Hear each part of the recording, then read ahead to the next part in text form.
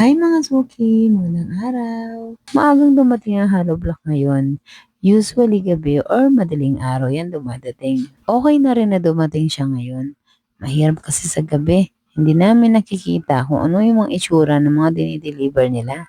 Minsan kasi nilalagay nila mga pasag-pasag na.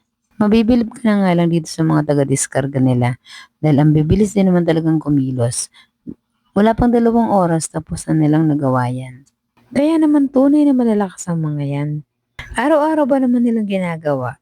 Eh di para na rin silang nag-gym. Kung tutusin, maganda ang trabaho nila. Lumalakas ka na, nagiging healthy ka pa. Kaya naman wag na wag niyong aawayin ng mga yan.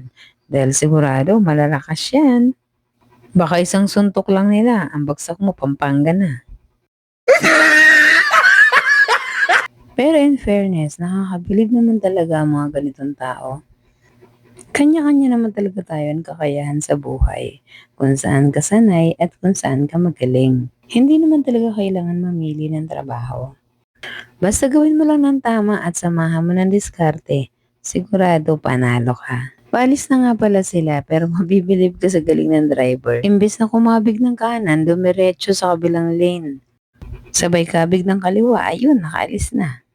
Hindi naman kasi pwede sa kabila dahil tatamaan niya yung puno. Pag-alis nga pala nila, saka pa lang ako nagbilang.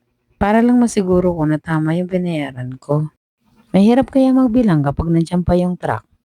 Mamaya naipit pa ako, late ko na nga mababawasan pa.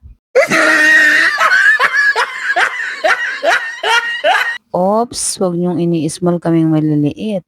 Dahil sabi nga nila, maliit man daw, nakakapuwing din. Di na bali tayong maliit. Basta yung utak natin, malaki at madiskarte. Maraming salamat sa pakikinig.